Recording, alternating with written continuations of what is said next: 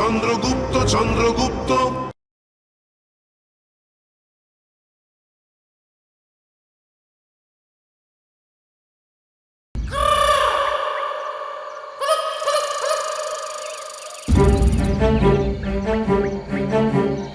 আচার্য, এই ঘন জঙ্গলে আমরা অক্নবীদের খুঁজবো কিভাবে? তা নিয়ে চিন্তা করো না। আখনাবিরা নিজেদের এলাকায় অপরিচিত আগন্তুকদের মেনে নেয় না। ওরা নিজেরাই আমাদের খুঁজে নেবে।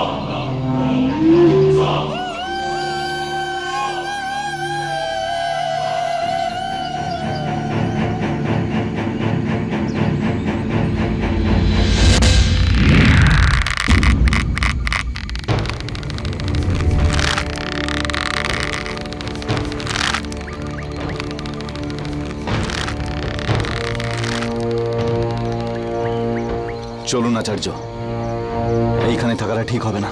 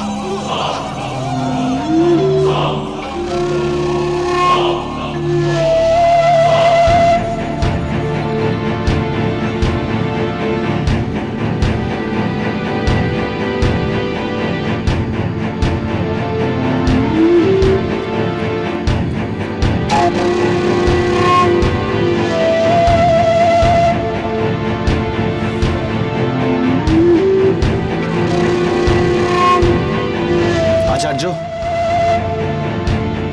অতিথিদের ওরা এইভাবে স্বাগত জানায়? অতিথি কোথায় আমরা এদের? অনুপ্রবেশকারী।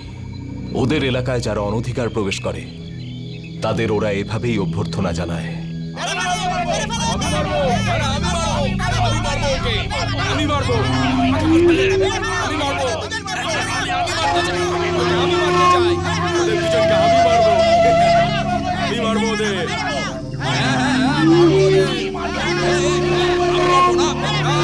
তোমরা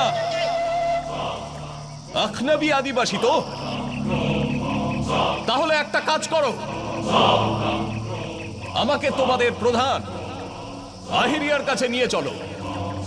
আমাদের প্রধানের কাছে তোমার মতন মূর্খদের সঙ্গে ফালতু কথা বলার মতন সময় নেই।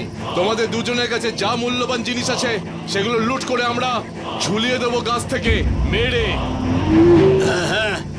আমরা যাকে এখানে পাই আমরা তাদের সাথে এমনটাই করে থাকি। এত দুঃসাহস! আমার আচার্যের সঙ্গে এরকম ব্যবহার! চন্দ্রগুপ্ত,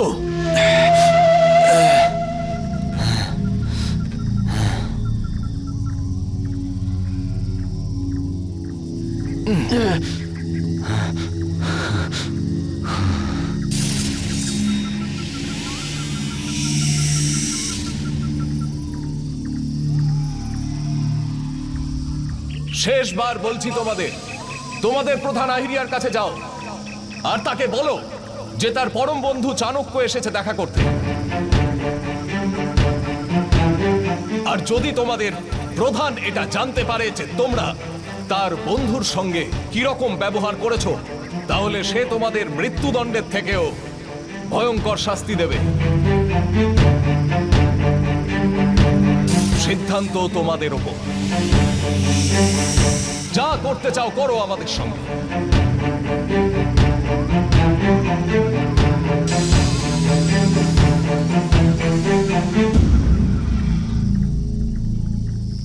তুমি ঠিক আছো চন্দ্রগুপ্ত? আচার্য, আচার্য, এই অহেলিয়া আপনার মিত্র? আমি তাকে চিনিও না। তো আপনি মিথ্যে কেন বললেন? যাতে এদের প্রধান এটা জানতে চায় যে কে চাণক্য, যে তার বন্ধু হওয়ার দাবি জানাচ্ছে। আমাদের অবশ্যই ডাকবে।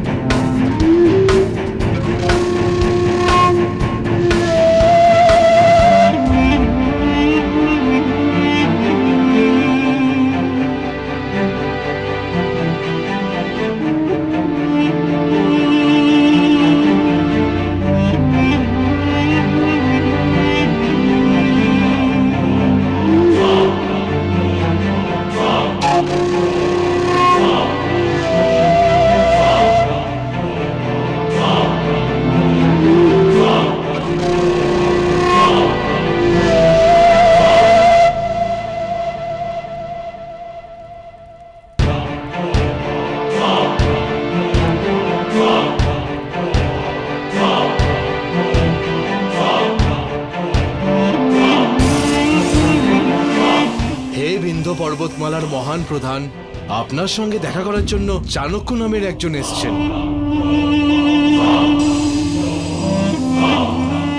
ওনার সঙ্গে ওনার এক বন্ধুও আছে।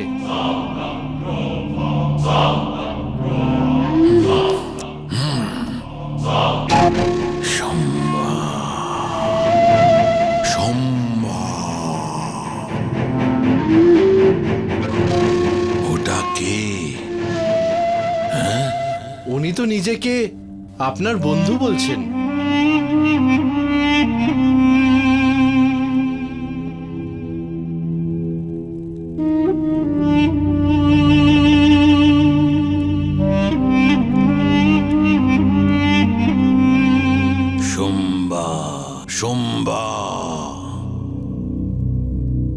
ওর যেন কি নাম বলছিলে?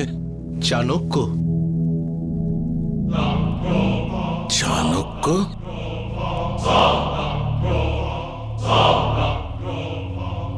চাণক্য কোথায় শুনেছিলাম? কোথায় শুনেছিলাম চাণক্য?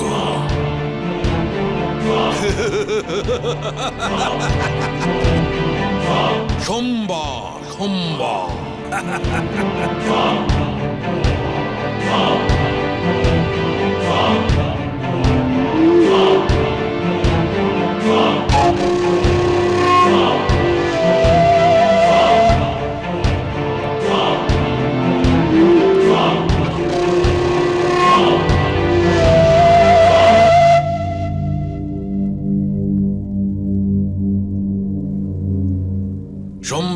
সোমবার যাও, গিয়ে ওই মগধ থেকে আসা পত্রবাহককে আমার সামনে নিয়ে এসো।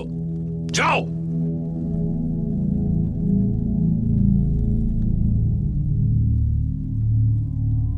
সোমবার সোমবার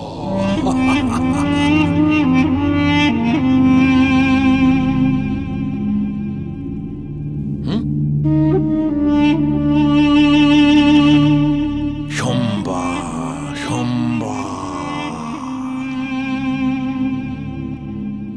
যে খবরটা তুমি একটু আগে আমায় শুনিয়েছিলে,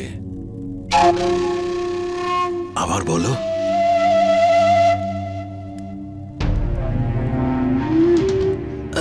বিন্ধ্য পর্বতের প্রধান আকনবীদের সর্দার আহেরিয়া। সোমবার আমি জানি যে তুমি কোনোদিন মগধের বস্ত্রতাকে মেনে নাওনি, তবু আমি তোমার জন্য একটা প্রস্তাব পাঠালাম। তুমি আর তোমার গ্রাম যদি এটা মেনে নেয় তাহলে অনেক ধনী হতে পারবে। সোমবার সোমবার যদি তুমি মগধের শত্রু চাণক্য আর ওনার শিষ্য চন্দ্রগুপ্তকে আমাদের হাতে তুলে দাও, তাহলে তো মগধ তোমাকে যত চাইবে সোনা দেবে।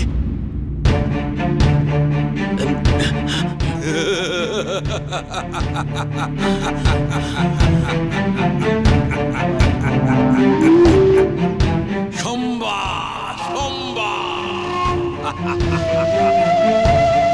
বাহ, দারুণ কথা। শোনা, যতটা চাইব ততটা। মগধের রাজা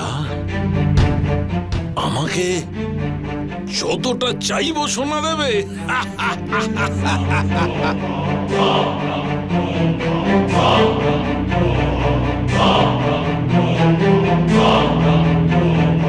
ও তো নিজেকে আমার বন্ধু বলছে। সোমবার সোমবার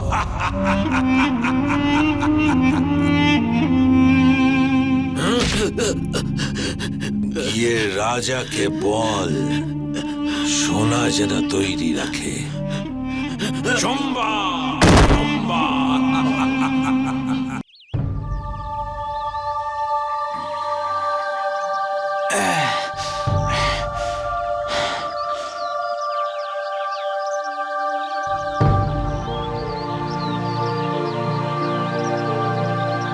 আচার্য, কি হয়েছে? অপেক্ষা করছি এদের।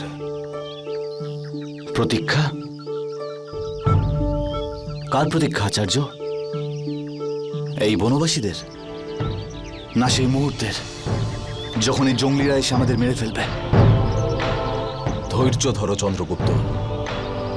এই বনবাসী মানুষদের তুমি জঙ্গলি বলছো, অথচ আমাদের সভ্য সমাজে এর থেকে অনেক বেশি হিংস্র আর জঙ্গলি মানুষ থাকে। ধননন্দের থেকে বড় জঙ্গলি কে? এই বনবাসীরা কোনো সুবিধা ছাড়াই আমাদের থেকে ভালো আছে। মগধের নিরঙ্কুশ শাসনের সামনে এরা মাথা নত করেনি। এটা কি কম কথা?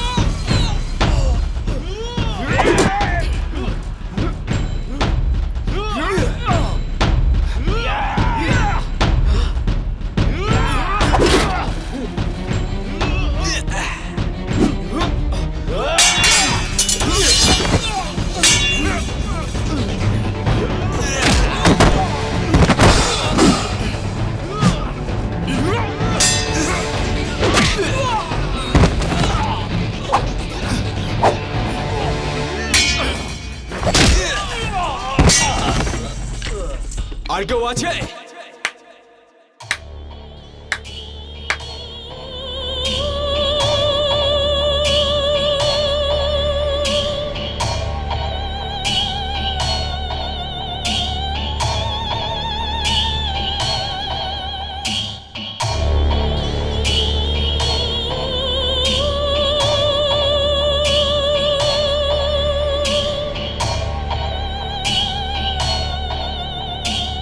আপনি? হ্যাঁ, মহারাজ ধননন্দ এটাই দেখতে চেয়েছিলেন যে আপনার বাহুতে আজও সেই শক্তি আছে কিনা।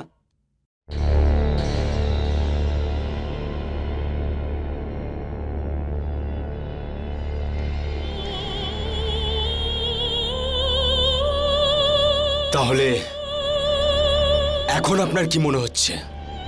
কারণ যে অভিযানের জন্য আপনাকে বেছে নেওয়া হয়েছে সেই অভিযানের জন্য আপনার থেকে শ্রেষ্ঠ যোদ্ধা আর কেউ হতে পারে না।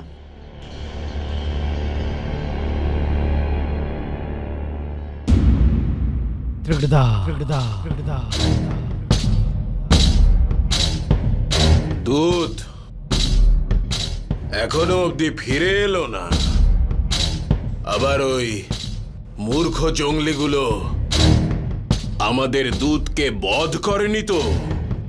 মহারাজ, যদি আমরা চাই যে আদিবাসীরা চাণক্যকে বন্দি বানিয়ে আমাদের হাতে তুলে দিক, তবে আমাদের দূত না আসা পর্যন্ত ধৈর্য ধরে প্রতীক্ষা করতে হবে। আর ধৈর্য ধরতে পারছি না আমি, আর অপেক্ষা করতে পারছি না। মগধপতি আমি, ধননন্দ আমি। আমার শত্রুকে ধরার জন্য আমি এখন একজন সাধারণ দূতের জন্য অপেক্ষা করব? চেকটা কাটটা দিন না। আরে নতুন বিকল্প খুঁজবো আমি, নতুন পথ তৈরি করব। এক এমন যোদ্ধাকে ডেকে পাঠিয়েছি আমি যে এই আখনবীদের আগেও সম্মুখীন হয়েছে।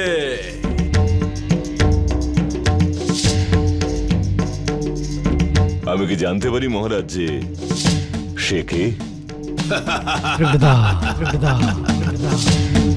তুমি ওকে ভালো করে চেনো আমার তো। ভদ্রশাল।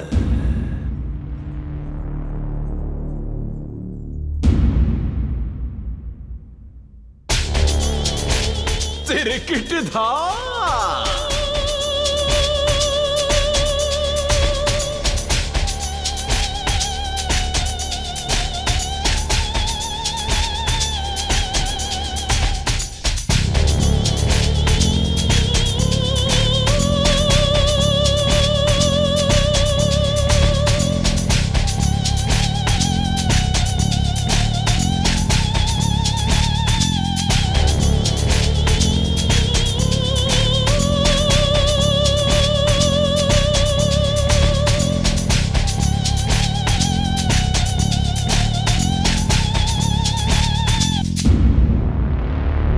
পাটলিপুত্রতে আরেকবার আসার সুযোগ পেয়ে আমি এটা ভাবলাম যে কাজের জন্য আজও এর থেকে উপযুক্ত জায়গা পুরো পৃথিবীতে আর একটাও হতে পারে না।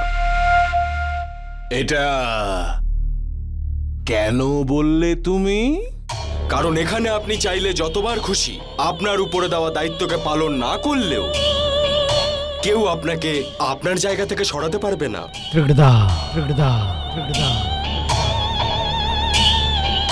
কি অমাত্য, আপনি নিজে কতবার চাণক্যকে পালাতে সাহায্য করেছেন?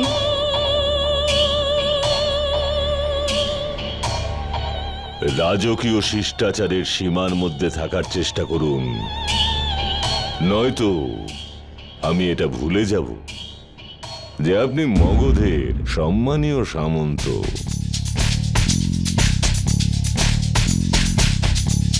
মগধের রাজ সিংহাসনের উদ্দেশ্যে কোন রকম অপমানজনক মন্তব্যকারীকে আমরা রাজকীয় কারাবাসেও পাঠিয়ে দিয়ে থাকি। না না না না না অমাত্য প্রমুখ, আমি কিভাবে মগধের রাজ সিংহাসনকে অপমান করতে পারি? আরে এটার জন্য তো আমি প্রাণ ত্যাগ করতেও রাজি।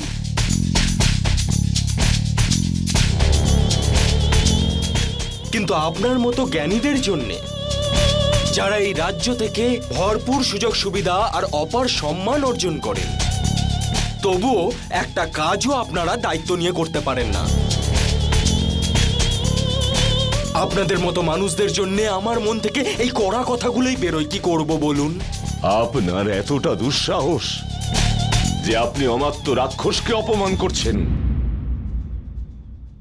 দিনক দিনক দিন ধা ধা ধা। আপনাদের দুজনের যুগলবন্দি সব সময় এত মনোরঞ্জক হয় যে মনে হয় যেন চলতে দাও। কিন্তু এই সময় মনোরঞ্জনের সময় নয়। আমি জানি মহারাজ যে মগধের অনেক সোনা বাজিতে রয়েছে, কিন্তু এবার আপনার সোনাও বেঁচে যাবে, আর ওই চাণক্য আর চন্দ্রগুপ্ত আপনার সামনে বন্দি অবস্থায় দাঁড়িয়েও থাকবে। এই ভদ্রশাল আপনাকে কথা দিচ্ছে। এমন প্রতিশ্রুতি আমার কাছে সোনার মতোই প্রিয়। আহা, শুনেই আত্মা প্রসন্ন হয়ে গেল। চিকিৎসা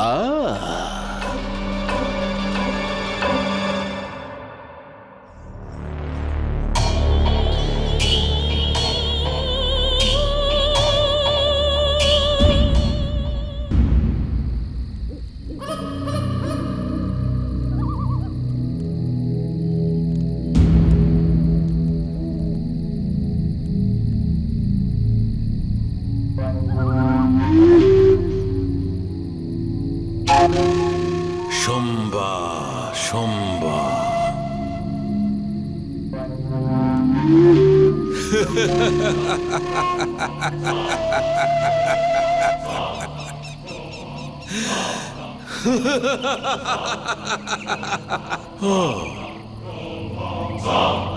তবে তুমি চাণক্য, উনি নিজেই নিজেকে আমার বন্ধু বলছিলেন, হ্যাঁ? কিন্তু আমি তো তোমাকে চিনি না। তাহলে তুমি আমার বন্ধু কি করে হবে?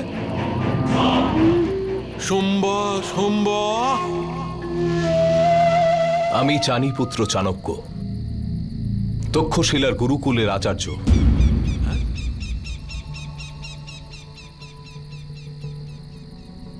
আমার তরফ থেকে আপনার জন্য একটা সামান্য উপহার।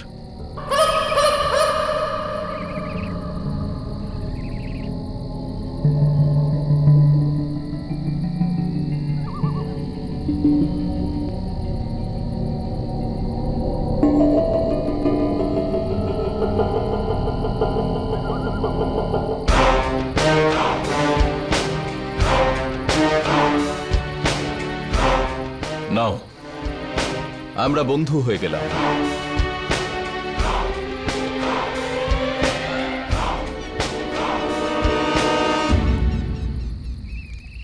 কারো রাজ্যের সীমার মধ্যে বিনা নিমন্ত্রণে চুরি করে প্রবেশ করা আমার বন্ধু হতে পারে না।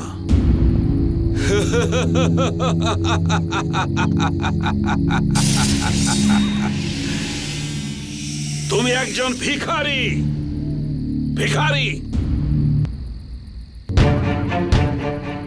তুমি এই আক্রমীদের দয়ার ভিখারি, বন্ধুত্বের আড়ালে নিজের জীবন ভিক্ষা করার ভিখারি। আমার আচার্যকে অপমান করবি তুই? ভিখারি বলবি ওনাকে? তোর থেকে অনেক বড় আমার আচার্য। চল। শম্বা শম্বা। এই ছেলেটা তো আবার কথাও বলে, হ্যাঁ? আমি তো ভেবেছিলাম এই বাচ্চা ছেলেটার মুখের মধ্যে জিভই নেই। তুমি নিজেকে খুব শক্তিশালী মনে করো, হুম?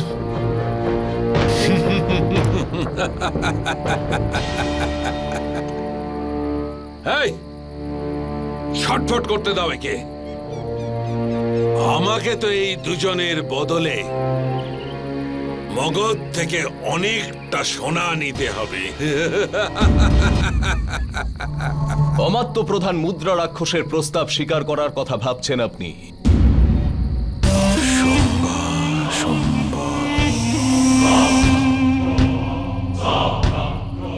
অমাত্যের দেওয়া প্রস্তাবের কথা তুমি কি করে জানতে পারলে? কে বলেছে তোমাকে? আমি জানতাম আহিরিয়া। আমাদের বিন্ধ্য পর্বতের জঙ্গলে প্রবেশ করার খবর অমাত্য যখনই পাবেন, উনি আপনার সামনে আমাদের বিনিময়ে একটা লোভনীয় প্রস্তাব অবশ্যই রাখবেন। কারণ আপনার এই এলাকায় তার শাসন চলে না। উনি হয়তো ভেবেছিলেন যে আপনার লোকেরাই আমাদের খবর দিতে পারবে,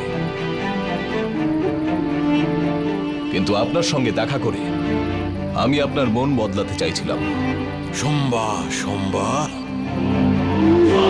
কথা শুনে তো তোমাকে খুব বুদ্ধিমান মনে হচ্ছে ব্রাহ্মণ। এত সবকিছু জানার পরেও মৃত্যুর মুখে চলে এলে কেন? একটা কথা সর্বদা মনে রাখবেন, শত্রুর শত্রু বন্ধু হয়। মগধ যতটা আমার শত্রু ততটাই আপনারও। কেবল একটা কারণে তারা আপনাকে অন্য দৃষ্টিতে দেখছে। তাদের তলোয়ার আর আপনার গলার মাঝখানে বিন্ধ্য পর্বতের এই জঙ্গল রয়েছে, যা তাদের রাস্তায় বাধা দিচ্ছে। ধননন্দ যদি সামান্য সুযোগও পায়, তবেও আপনার এই সম্প্রদায়ের মানুষদের সঙ্গে এমন ব্যবহার করবে যেমন ও পাটলিপুত্রে নিজের প্রজাদের সঙ্গে করে।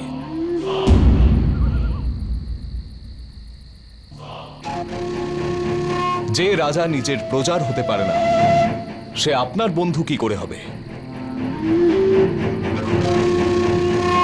ঘৃণা করে সে আপনাকে, কারণ আপনি যখন ইচ্ছে ওর ধন সম্পত্তি লুট করে এই জঙ্গলে লুকিয়ে পড়েন যেখানে ওর কোনো জারিজুরি খাটে না। ঘৃণা করে সে আপনাকে, কারণ আপনি ওর মগধের সীমানার মধ্যে থেকেও স্বতন্ত্র। আর ধননন্দ স্বতন্ত্রতার শত্রু, স্বাধীনভাবে বাঁচা মানুষের শত্রু, ধূর্ত। আর তাই আপনাকে লোভ দেখিয়ে স্বাধীনতার জন্য লড়তে চাওয়া মানুষদের বন্দী করতে চায়। একজন স্বাধীন মানুষকে লোভ দেখিয়ে অন্য একজন স্বাধীন মানুষকে শেষ করতে চায়। ও চায় না যে দুজন সমভাবাপন্ন মানুষ এক হয়ে ওর বিরুদ্ধে একটা বড় শক্তি হয়ে উঠুক। সে আখনাবিদের বন্ধু নয়, বন্ধুত্বের মুখোশ পরে প্রলোভন দেখাচ্ছে আপনাকে।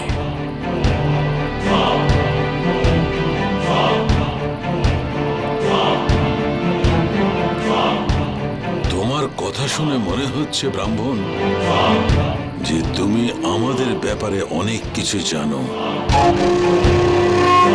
এটাও নিশ্চয়ই জানো যে আমাদের আগ্নবীদের সবচেয়ে প্রিয় কি?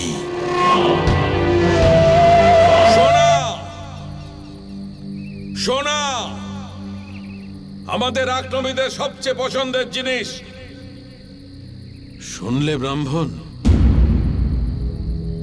এত সমস্ত বিপদ জানার পরেও তুমি এখানে আমার সামনে এসেছো। তবে অবশ্যই মগধের থেকে আরো ভালো প্রস্তাব নিয়ে এসেছো ব্রাহ্মণ। প্রস্তাব তো আমি নিয়েই এসেছি আহিরিয়া,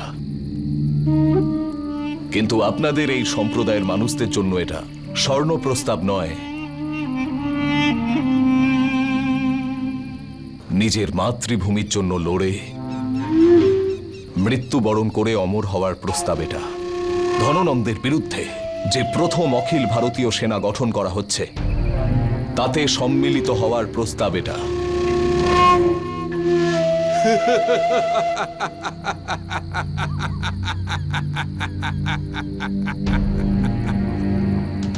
মৃত্যুর প্রস্তাব নিয়ে এসেছে এই ব্রাহ্মণ। মৃত্যুর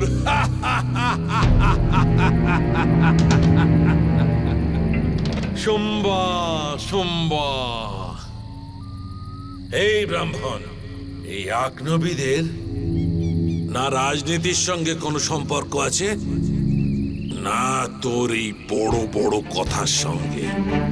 আমাদের জন্য কেবল একটাই মূল্যবান বস্তু আছে, সোনা।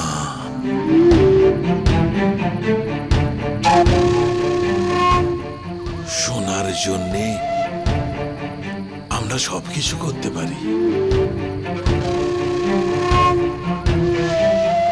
সবকিছু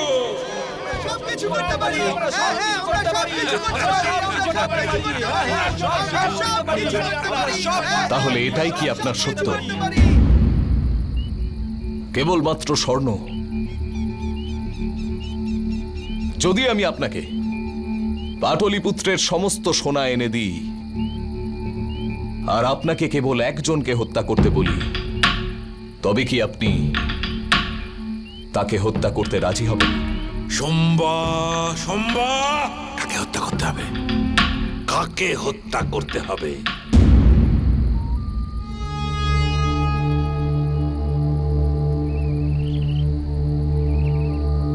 করো নিজের মাকে হত্যা।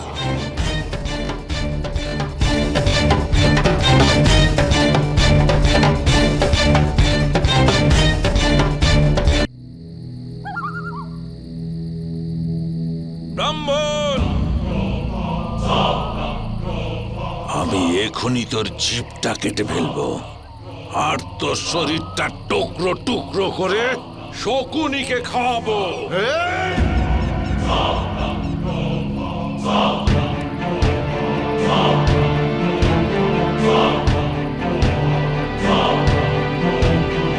কি হলো আহিরিয়া? আপনি তো বলেছিলেন সোনার জন্য আপনি যে কাউকে হত্যা করতে পারেন।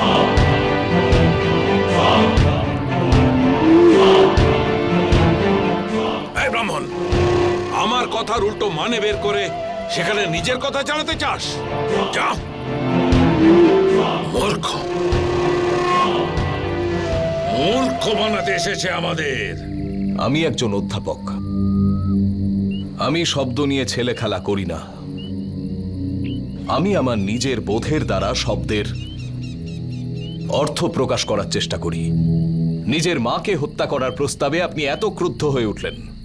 তাহলে আমাদের সবার মা, আমাদের মাতৃভূমিকে যখন ধননন্দ হত্যা করছে, তখন আপনার রক্ত গরম হচ্ছে না কেন?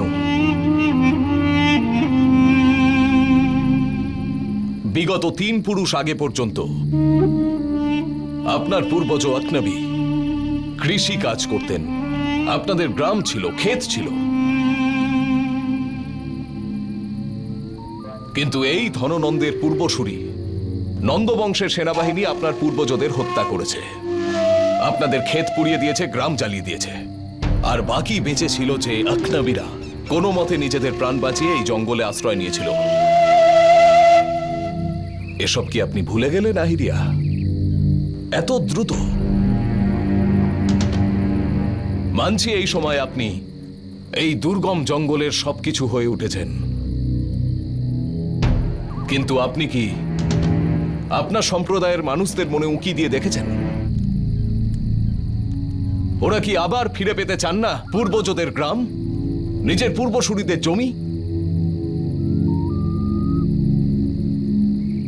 শান্তিপূর্ণভাবে গ্রামে চাষবাস করা সব আকনবীদের মা নিজের মাতৃভূমিকে যখন ধননন্দ হত্যা করছে, তখন আপনি ততটা ক্রুদ্ধ হচ্ছেন না কেন যতটা আপনি নিজের মাকে হত্যা করার প্রস্তাবে হয়ে উঠেছিলেন?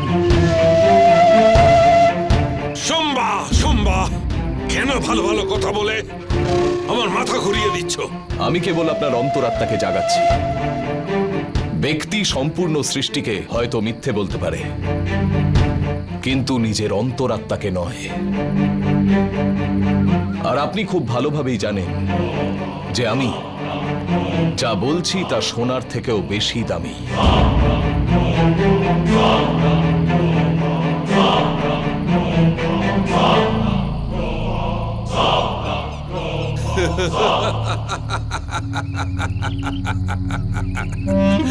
কতটা ধূর্ত রে তুই!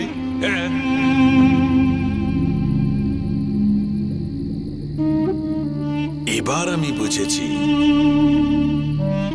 ওই ধননন্দ তোকে কেন মারতে চাইছে।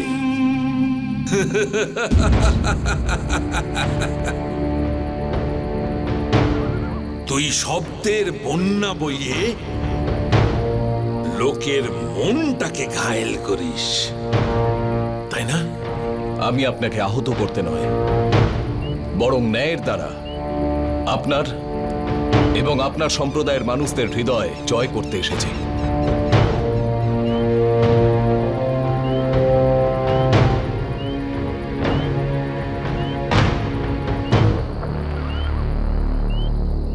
আমি আমার শিষ্য চন্দ্রগুপ্তের পক্ষ থেকে আপনাকে বায়ু যুদ্ধে আমন্ত্রণ জানাচ্ছি।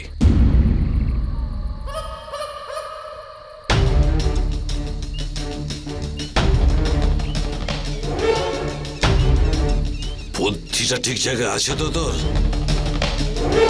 জানিস তো বায়ু যুদ্ধের আহ্বান আকনবীদের সর্দার হওয়ার জন্য দেওয়া হয়। নিয়ম আমি জানি আহিরিয়া। যখন কোনো আকনবী সম্প্রদায়ের নেতৃত্ব করতে চায় তখন সে তাদের প্রধানকে বায়ুযুদ্ধে আমন্ত্রণ জানায়, আর যখন সে জয়লাভ করে তখন তাকে সর্বশ্রেষ্ঠ মানা হয়, সম্প্রদায়ের সর্দার হয়ে যায় সে। আপনিও পূর্ব প্রধান কাগারাকে বায়ুযুদ্ধে আমন্ত্রণ জানিয়ে এই পথ পেয়েছেন, আর তাই আমি চাই যে এই সম্প্রদায় আমাদের সঙ্গ দিক, আর আমরা এই সহযোগিতা সম্প্রদায়ের নিয়মের মধ্যে থেকেই লাভ করব। আর নিয়ম এটাই বলছে যে যখন একবার কেউ সম্প্রদায়ের সামনে সম্প্রদায়ের প্রধানকে বায়ুযুদ্ধে আমন্ত্রণ জানায় তখন সম্প্রদায় প্রধানকে যে কোনো মূল্যে এই আমন্ত্রণ গ্রহণ করতেই হয়।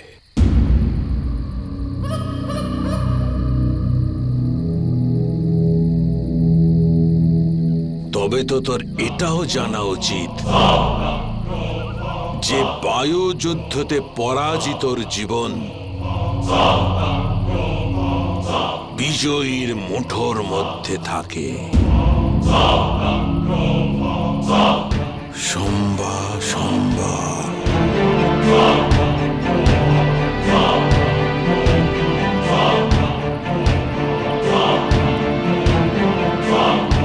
এই ছেলেটা মরার জন্যে তৈরি হয়ে যা।